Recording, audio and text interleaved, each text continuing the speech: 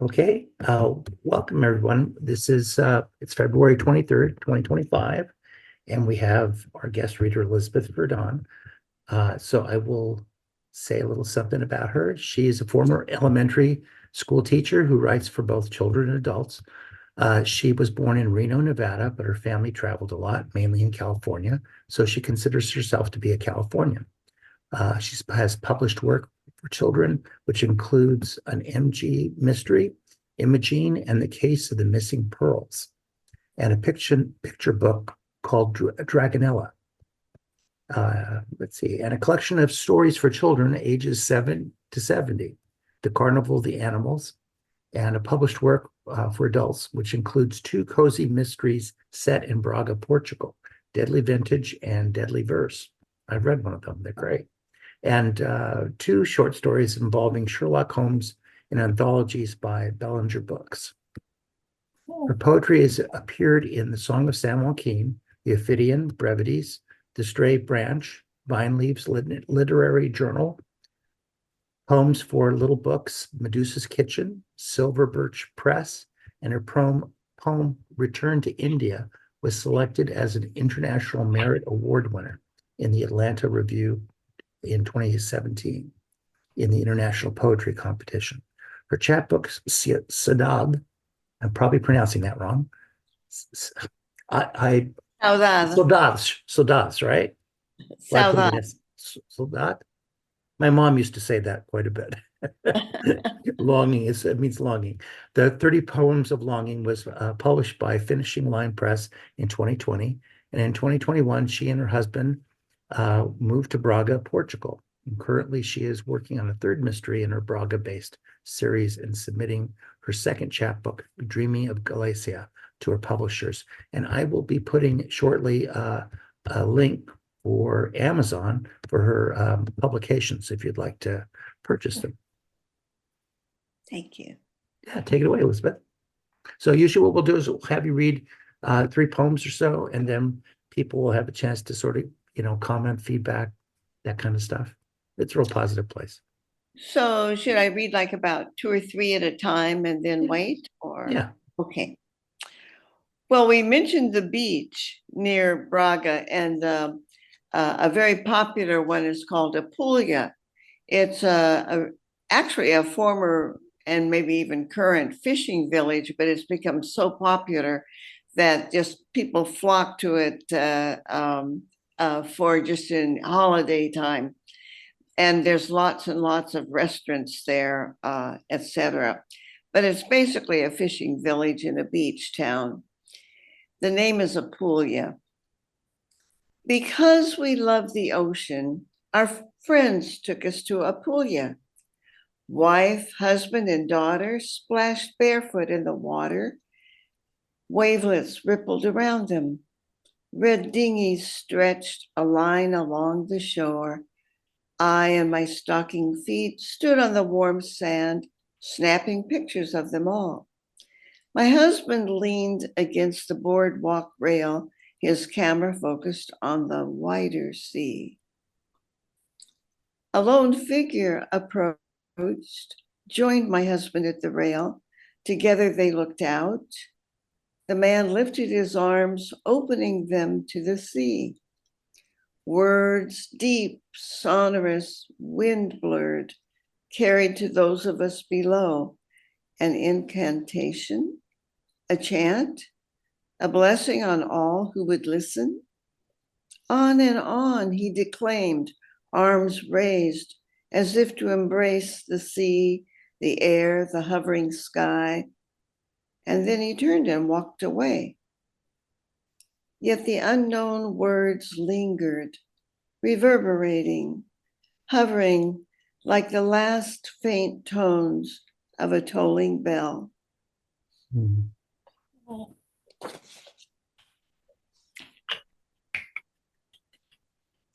The next is my first sonnet, and it's named Sonnet.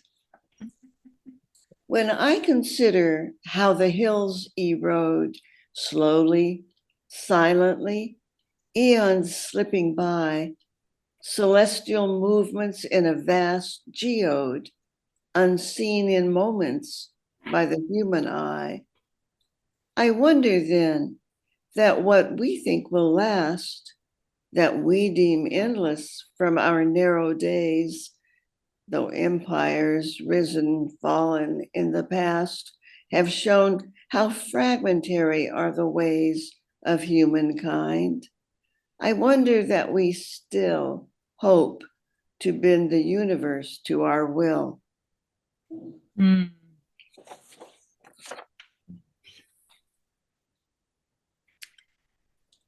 And this next one is actually an older poem, but it reminds me of everything we're going through now. It's called Hypothesis. Once in a few eons, the Earth's tilt changes, pushed by some great universal thrust of energy. Ice poles flip, and though they remain ice, all in between runs amok. Dinosaurs confront glacial deserts. Pale suns drip like watches from tabletops in space. The ancient mariner sails under heated skies across the red sands of Mars. Once in a few eons, the Earth spins out of control. Great upheavals pile in the drifts of history's records. Scientists puzzle, and poets describe new pestilences in the making. Clouds configure in mushrooms, yet, though the axis shift and the Earth's speed change, all seem strangely confident gravity will hold.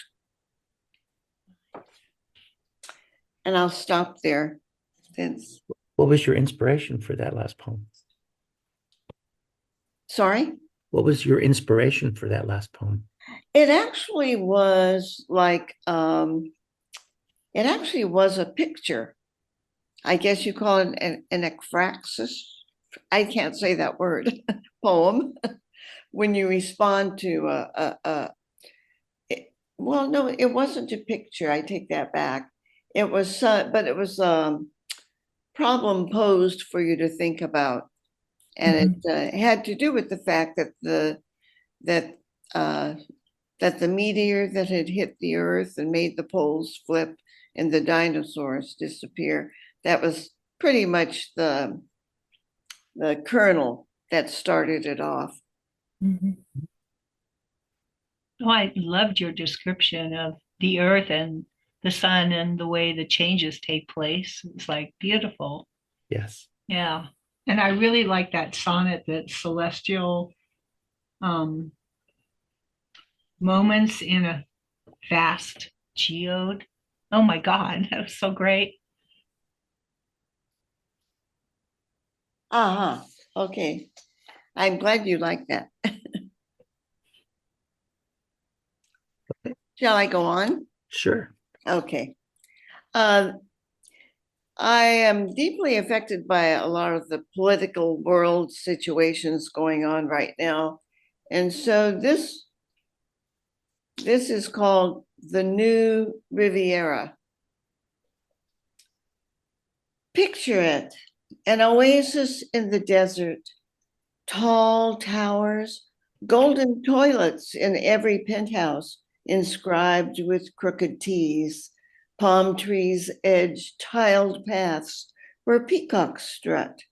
Cyclamen blooms perfume the air. James Bond impersonators as doormen, tanned models as guides to game rooms, five-star restaurants, circumnavigating memory of children's bones, hospital rubble, bloodied, crowded tents, all removed with the torn flags and buried minds. Yet, in a certain light, an after image glistens. A 6-year-old girl in a demolished car, surrounded by dead relatives, a visual echo. Faint screams pierce the guests' glittering laughter.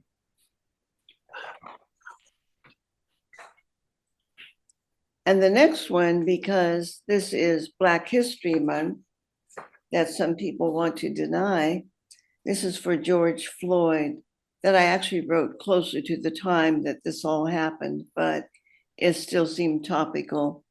For George Floyd, 3 men kneel, though not in prayer. They kneel for death, one with his knee on the neck of an unarmed man. A fourth looks on. The handcuffed man cries, I can't breathe. He asks for his mother. He asks for help. Please, he says, please, with his dying breath. Officials claim to understand the sadness and the anger, but grief is more than sadness, outrage more than ire. This is all familiar. Rage bursts into flame, sending smoke signals across the land, across the world, with a message of shame that a virus worse than COVID-19 infects our nation again and again.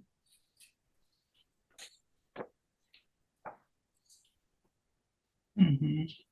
And I have two more that are really go back again to the whole family separation. A few years ago, the attempt to handle immigration that way. One of them is called clocks. The clocks are wrong. Hands point to new dimensions as if some inner spring gave way, as if seconds, even degrees, are misplaced, like migrant children never to be found again. The clocks are wrong. On all sides, at journey's end, minutes careen into unknown time zones, captive to a new relativity as children are led away. The clocks are wrong. Toddlers are in cages. Time is altered. The future suspended. And now Dolly's clocks lie folded over table edges, dripping forever, like a mother's unceasing tears. Wow. And the next one is, and by the way, some of those children still have never been found. Mm-hmm. And the next one is kind of connected, actually. It's called Even the Sea. The children are crying. Even the sea sends sorrowful waves breaking on rocks, hissing sadness. Their voices fill the night. Even the sea sings the despair of lullabies violated. Their tears swell the earth and spread again to the sea, mother of life, whose tears rise from depths. Even the sea utters a lamentation without end. Wow. And I'll stop Wow. for a little bit. Some Very stuff. powerful. Wow. Very powerful. Mhm. I really like sending smoke signals across the land. Oh my God, of course. And the last one, like a mother's unceasing tears. Very powerful poems. Yes. Appreciate. Yeah, that whole situation of trying to turn Gaza into, resort hotels and beachfront property, that's just so crazy and delusional. Hopefully it won't happen, but you never know. Shall I go on? Or should I wait? Does anyone else have something to say? Okay. Yeah, I'll go for it. Again, I'm on to a similar team of not just immigration, but of poverty, and is on my mind very much, homelessness, and some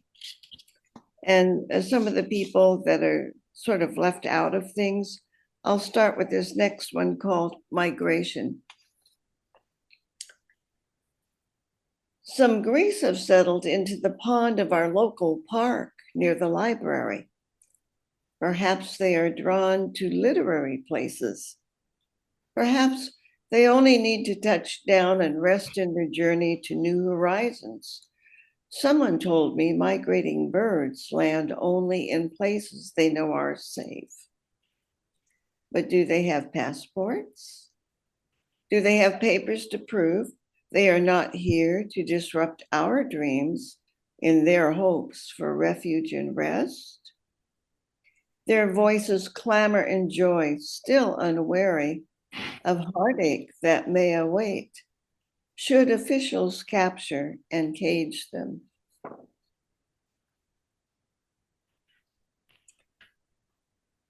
This next one is called Voices, and it has a little to do with the fact that when I was growing up, we did not have a lot of money, okay? We didn't have any, and we often lived in hotel rooms.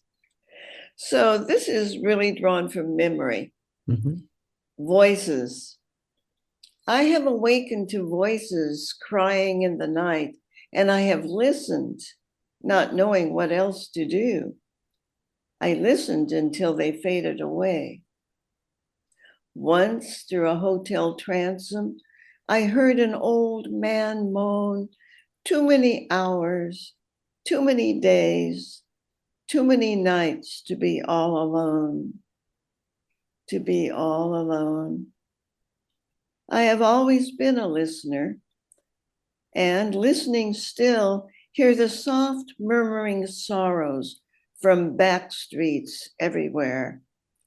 The years have brought plenitude and gratitude, yet I hear the murmuring, I hear the voices, I hear them still.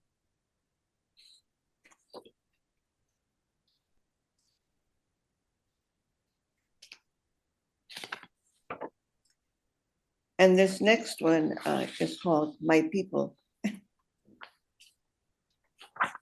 My people stand on street corners, under neon signs, quoting poetry, faces lit by tall street lamps.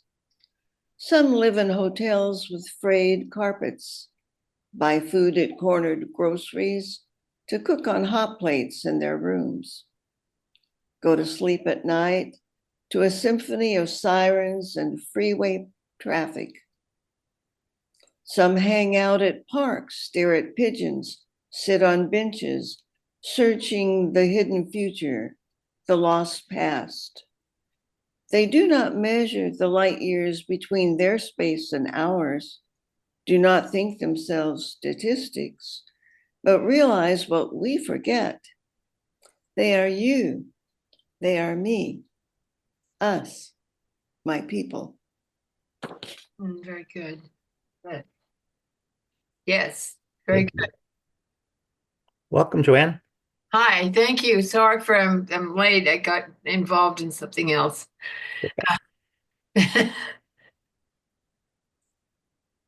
Nice to see you. Nice to see you too. I really liked your poem about my people. I think we forget sometimes. Mhm. Yeah.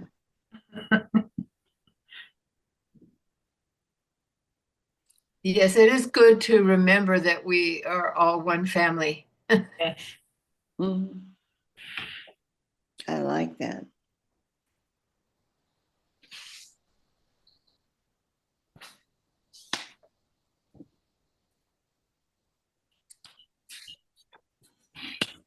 Okay.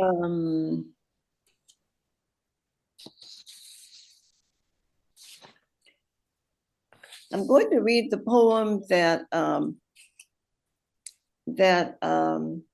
Rick mentioned that had actually won the International Merit Award in this 2017 competition called Return to India. My husband is from India, and until travel became a little difficult because of medicines we take, etc.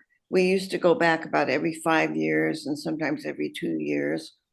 So this is called Return to India. Summer heat and thoughts stir dust motes of memory. Fans whir overhead, displacing the oppressive air. Through the window, a cacophony of traffic bells and horns competes with the wheel's incessant whistling call. The milk vendor's spoon clangs against his milk can. From the TV, Carnatic music floats, hovers. The singers warble a prelude to the tinkling bell. My brother-in-law doing puja at the shrine. From the kitchen, aromas of spiced savories mingle with sandalwood incense. Again, I walk to the compound wall and see patterned saris fluttering from clotheslines, globes of fruit heaped on a roadside cart, a crow perched on the thin hump of a Brahma bull.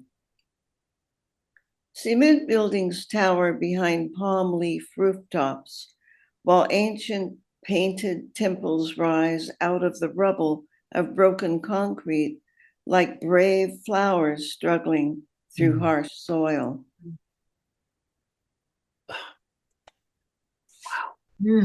That was amazing. I love the words you choose. Ah, Thank that you. was such a vivid description. It was. You could almost see yourself there. I love it. Right. All the detail you put in that. That's fantastic. Yeah. I'm glad others recognized it in Mhm. that fashion too. That's nice. Yeah.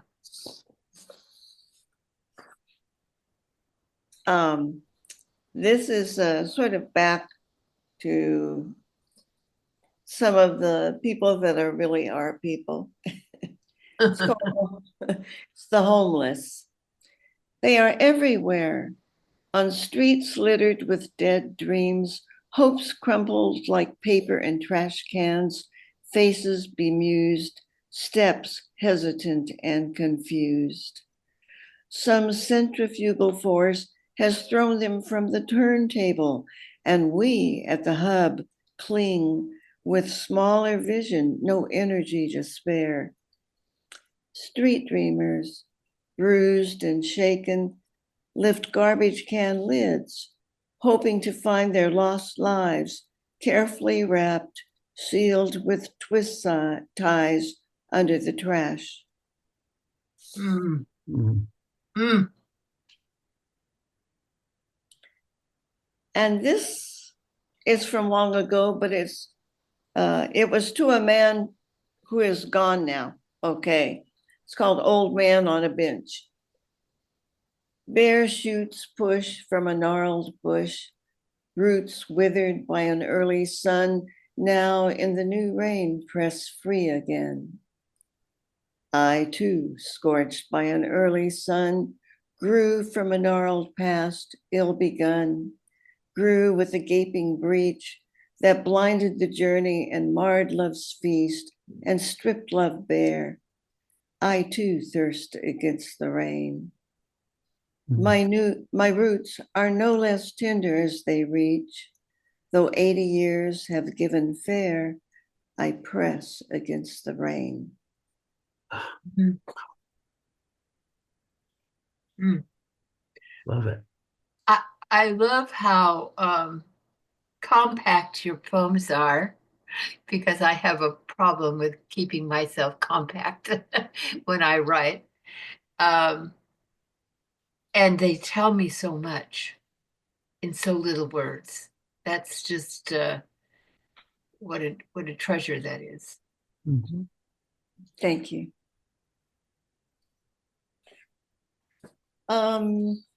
How are we doing on time, Rick? We're fine. Okay.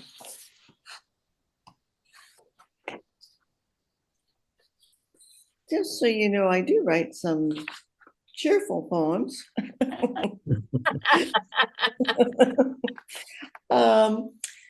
These are a couple that got published in San Joaquin, Song of the San Joaquin. Mhm. One is called The Hummingbird. Perhaps he thought the skylight in the patio roof was an open window to the patch of sky above. Beating against the glass, his wings a blur, he struggled again and again to break through, then hung from a rafter by curved, minuscule feet, his tiny beak opening and closing in panic. Teetering on the ladder from our garage, I tried to make myself not mind heights. I reached for his feathered body, felt the frenzied beat of his heart, saw his bead eyes bright with fright. He might have beat his wings incessantly, bruising them, breaking them against the glass. He might have hung from the rafter until his grasp loosened and he plunged to death. At the brick planter, I released him, my heart lifting as he faded above tall myrtles into the vast sky. How sweet. What a nice rescue. That was beautiful. Yeah. And the next one is called The Falcon. A flock of doves, excuse me, let me start over. A flock of doves lived in our lemon tree and foraged in our garden for new seeds. Nearby, some sparrows shared a tree with jays. A hummingbird whirred tiny blurring wings and sipped from budding pomegranate blooms. Birdsong and twitter filled the garden air. And then the falcon came, a peregrine perched high and regal on a myrtle bough. A thrill beheld, a gray magnificence. All birdsong ceased beneath its hooded gaze. Mm. The smaller birds flew off. The falcon reigned above the garden's sudden ghostly hush. A falcon is a raptor, this I know, and needs must feed like any other bird. But oh, I wished to hear the jay's harsh cry, the sparrow's chirrup, and the coo of doves. I do not care much for this haughty king who reigns by fear and drives away all song. Mm. I wanted to share something because I live across the street from someone who has one of those little bird bath things, you know? And so I get a chance to watch the activities that are going on in this thing, okay, from across the street. And the little birds, you know, when the big black birds come, the crows, they all scatter. Shoo, they're gone. Right. I'm out of here. Uh-oh, here he comes, you know, I'm out of here. Yeah. And the big black bird, he comes to the fountain and he does his thing with his wings and takes a bath and the whole business, you know. And as soon as he leaves, it's quiet for a little while. And then pretty soon, one by one, the little birds return. And it's just really Yeah. cool to watch, you know. Yeah. Yeah. Well, they're smart. Yeah. Oh, yeah. Yeah, I'm out of here. Yeah. They pack up and leave. Yeah.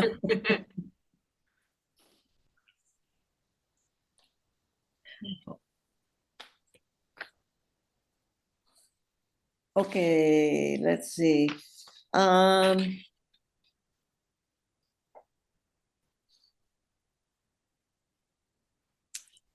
Sometimes I get really into nature, and for some reason, I'm always inspired a lot by moon and stars. I don't know why. I looked through my poems and I was amazed how many poems I had dedicated to stars and the moon and the moon.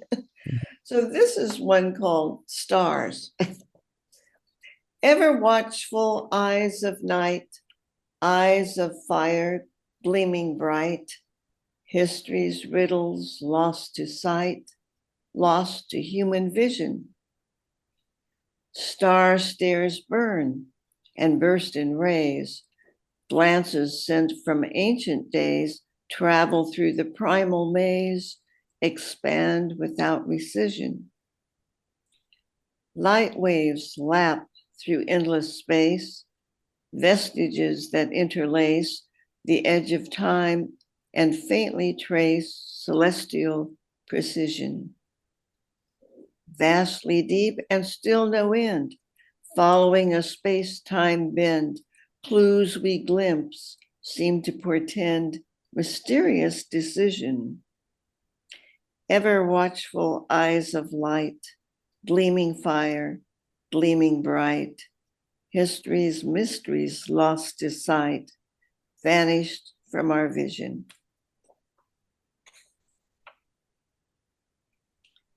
Rhyming too. Lovely rhymes. It's beautiful. And this is To the Moon. Mm. When the globe moon rises and casts its ghostly light on the sleeping city, still awake, I see magic from my window. Diamonds flicker in the distant sky. Below, silver limbs rooftops and trees. All is quiet. Nothing stirs except a cat stealing through the hushed grass to disappear through an invisible portal to another place and time.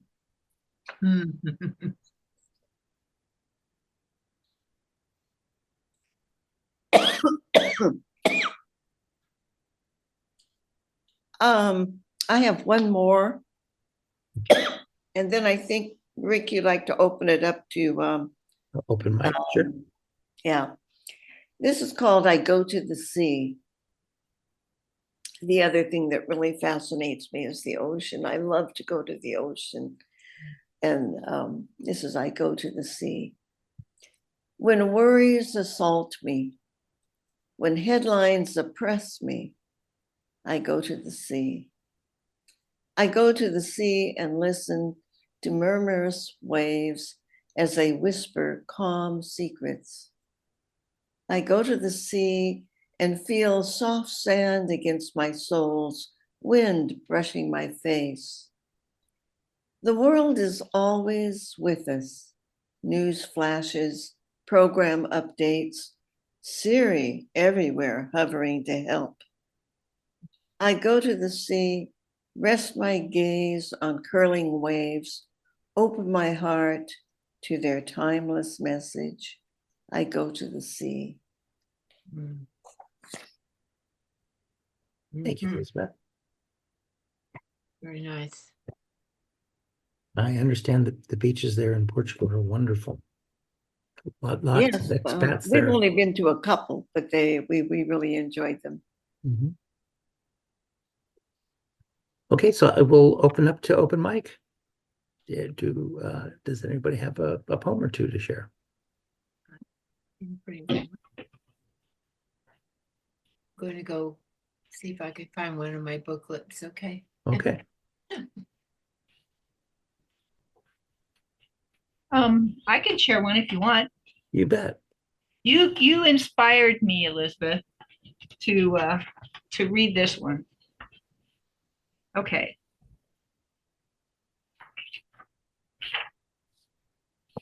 How do we protect them? When they said it, you wondered, what are they talking about? The Jews killed Jesus? Jesus was Jewish. Do they hate him too?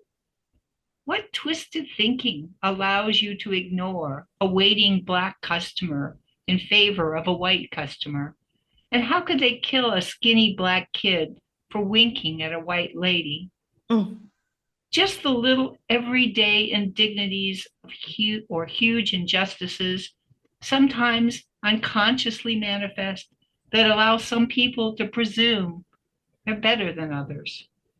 Still, we outlaw books that don't tell historical lies we want to believe. We admire those who betray our basic principles of freedom and equality.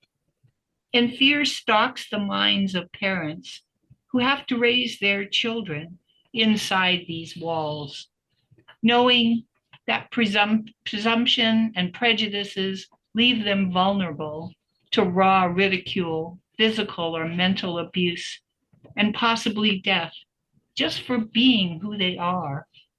How do we protect them?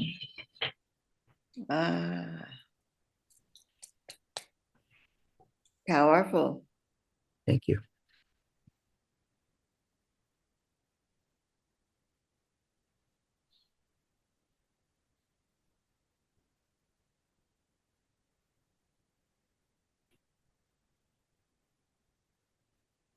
So I have one.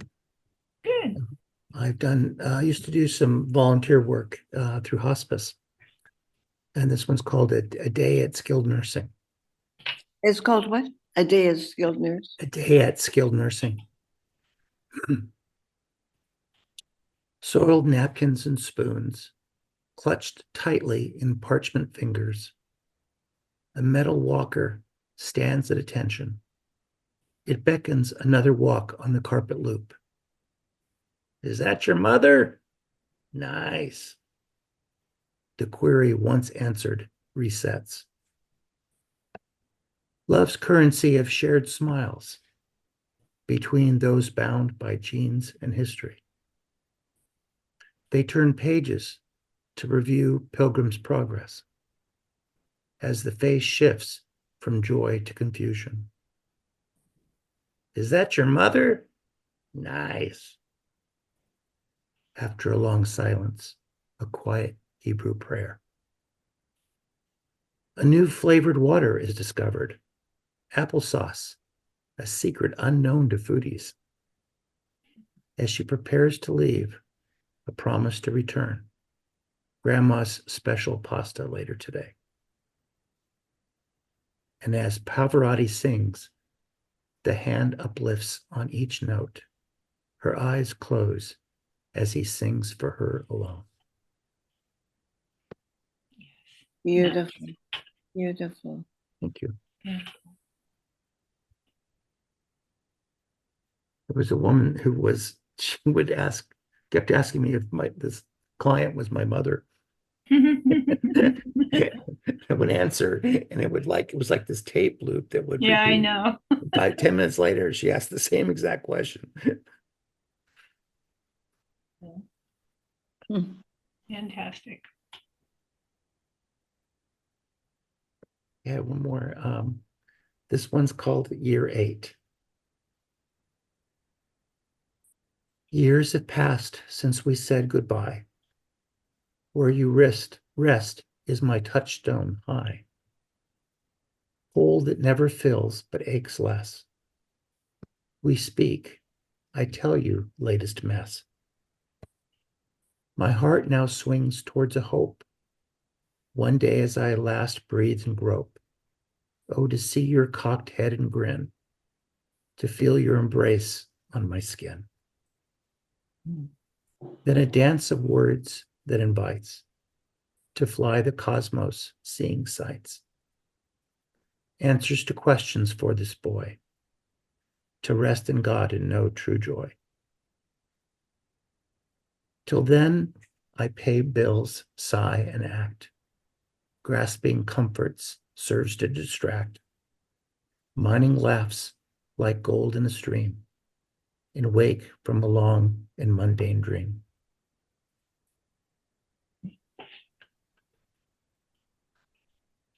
Beautiful rhyming pattern. It's a word choice. They're not just rhymes. They really carry the weight of the idea very beautifully. Thank you. Anyone else have a poem to share?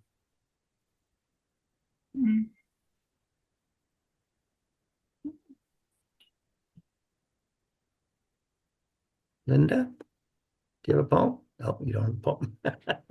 Okay, any others? Sandra, Joanne? Yeah, I've got one here. I don't think I read this last time. I don't remember what I read. I should probably mark them.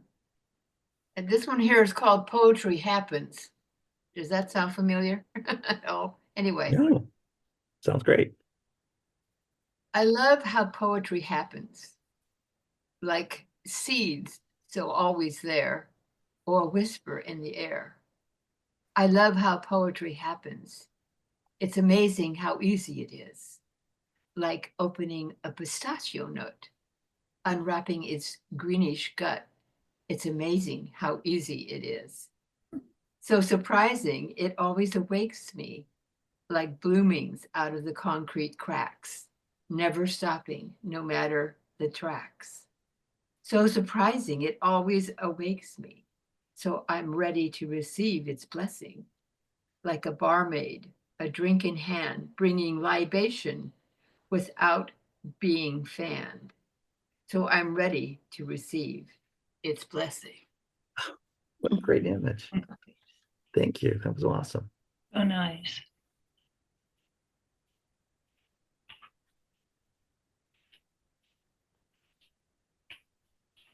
Any other poems?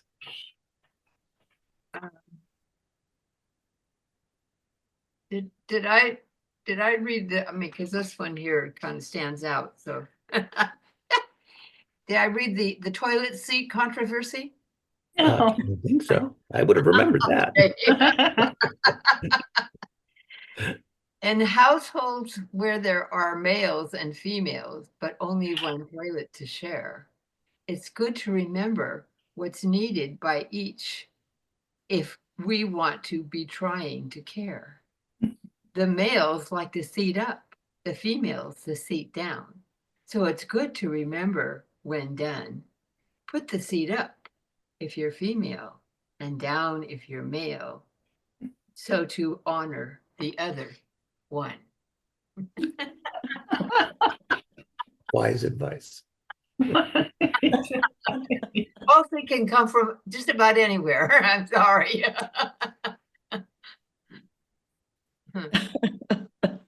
And a reminder, and Joanne didn't hear this, but I may have to repost it. If you go to the chats, you should see a link that is an Amazon page that has some of Elizabeth's publications on there. Oh, You could okay. actually click, and I love her poetry, and her novels are great too. Okay, cool. So check that if you, and so Joanne, I don't know if it's going to be there because you logged on after I posted it. So why don't you check and see if it's there? That's okay, yeah. If not, I'll repost it. I just copied it. It's fine. That was great. Yeah. I'm still smiling from that last one. Yeah. Just charming.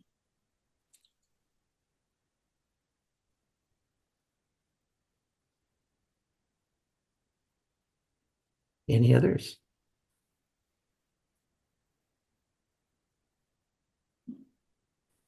Oh, I'll read my poems. It's just kind of appropriate for now. Okay. Spring forward. Is it always about bouncing back or the pressure that pushes the flow of pure water from the ground? Perhaps it's more like the acrobat flying through air or the panther leaping after prey.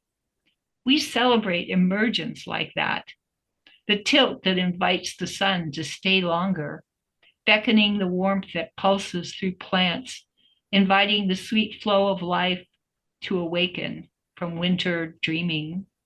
Today I saw magnolias in full bloom, crowded with pink and white blooms the size of baby fists. They opened full-faced, and then slowly the petals fell, the outer ones first, showing the golden core, forecasting the leaves and fruit to come. Mm. Love Mm. that. Nice.